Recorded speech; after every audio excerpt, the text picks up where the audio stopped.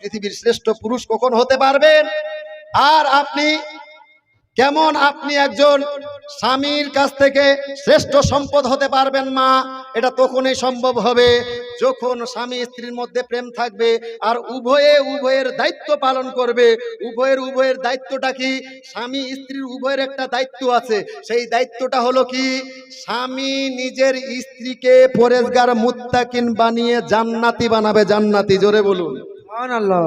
স্বামীর নৈতিক দায়িত্ব হলো তার স্ত্রীকে পরেজগার মুত্তাকিন বানিয়ে জান্নাতি তৈরি করতে হবে দুনিয়াতে। আর স্ত্রীর দায়িত্ব হলো তার নিজের স্বামীকে সে পরেজগার মুত্তাকিন বানিয়ে সে স্বামীকে জান্নাতি বানাবে। জোরে বলুন সুবহানাল্লাহ। স্বামী স্ত্রীর উভয়ের কর্তব্য। স্বামী স্ত্রীকে জান্নাতি বানাবে আর স্ত্রী স্বামীকে জান্নাতি বানাবে। কিন্তু বহু জায়গাতে দেখবেন স্বামী নামাজ পড়ছে, স্ত্রী নামাজ পড়ে না। আর অনেক জায়গাতে দেখবেন স্ত্রী নামাজ পড়ে, স্বামী নামাজ পড়ে না। আর বলে আমাকে খুব ভালোবাসে, আমার উমুকের বাবা আছে আমাকে খুব ভালোবাসে। আপনিও বলেন অনেক সময় মা যে আমার স্বামী আমাকে খুব ভালোবাসে। আপনারা অনেক টাইমে বলেন আমার স্ত্রী আমাকে খুবই ভালোবাসে। কে বলে? কচ্ছু ভালোবাসে। এর নাম ভালোবাসা নয়। ভালোবাসা তখন বহির প্রকাশ হবে যখন আপনার স্ত্রী আপনাকে ভালোবাসবে না। তখন বলবে হে উমুকের বাপ, দেখো দেখো আমি তোমাকে অত্যন্ত ভালোবাসি, আমি তোমাকে অত্যন্ত ভালোবাসি। আমার ইচ্ছা হলো আমি যেইভাবে আমরা স্বামী স্ত্রী হয়ে দুনিয়াতে আছি না, আমরা যেইভাবে স্বামী স্ত্রী হয়ে দুনিয়াতে আছি, মরার পরেও যেন আমরা স্বামী স্ত্রী হয়ে জান্নাতে থাকতে পারি। জোরে বলুন সুবহানাল্লাহ। আমি অত্যন্ত তোমারে ভালোবাসি, তোমাকে ছাড়া আমি থাকতে পারবো না। সুতরাং আমি নামাজ পড়ে জান্নাতে যাওয়ার রাস্তা পরিষ্কার করছি। স্বামী আমার, আপনি কেন নামাজ পড়ছেন না?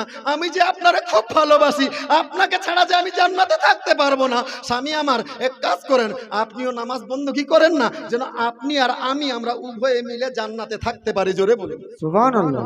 স্ত্রী যদি প্রকৃত স্বামীকে ভালোবাসতো তাহলে নিজে যেইভাবে জান্নাতে যাবার জন্য তৈরি করছে না, দৈনিক আপনার 5 ওয়াক্তের নামাজ পড়ে, তার সাথে সাথে তাহাজ্জুদের নামাজ পড়ে, কিন্তু স্বামী 5 ওয়াক্তের নামাজ তো দূরের কথা, জুম্মার নামাজও পড়ে না।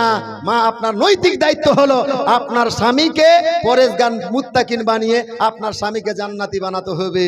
আর অনেক স্বামী বুড়ি নামাজ পড়ে না। বুড়ারও চাল্লাক, বুড়ি তো কেলি আমি জান্নাতে থাকবো, হুর লিয়ে থাকবো, হুর তোর মতন ওই কালো মুখী, তোর মতন গাল বসাবো।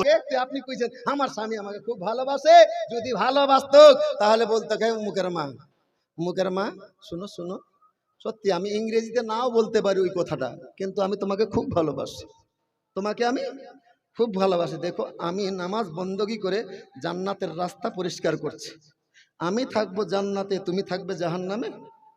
আমার ইচ্ছা হলো তুমি আর আমি যেইভাবে দুনিয়াতে স্বামী স্ত্রী হয়ে আছি, মরার পরেও যেন আমরা জান্নাতে স্বামী স্ত্রী হিসেবে থাকতে পারি, তার জন্য তোমাকেও নামাজ বন্দগি করতে হবে। জোরে বলুন সুবহানাল্লাহ। স্বামীর হলো নৈতিক দায়িত্ব। বাপজি, এই হলো। এবার শেষে আপনাদের সামনে বলতে চেয়েছিলাম, ওই যে আপনার আমলটা বলতে চেয়েছিলাম না, যে আমলটা আপনার সূরা কাউসার কতবার? 11 বার। আগে কয়বার কি পড়বেন? দুরূদ শরীফ 3 বার, তারপরে মাঝখানে 11 বার সূরা কাউসার, অর্থাৎ ইন্না আ'তাইনাকাল কাউসার 11 বার পাঠ করলেন, তারপরে আবার 3 বার দুরূদ শরীফ পাঠ করবেন। এই আমলটা প্রতিদিন আপনি মাগরিবের নামাজের পরে করেন। কখন?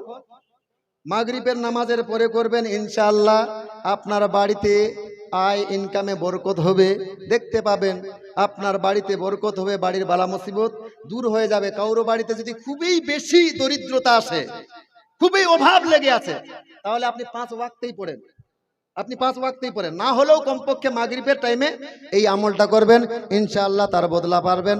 তাই সুতরাং আর লম্বা আলোচনা করলাম না, আমার বক্তব্য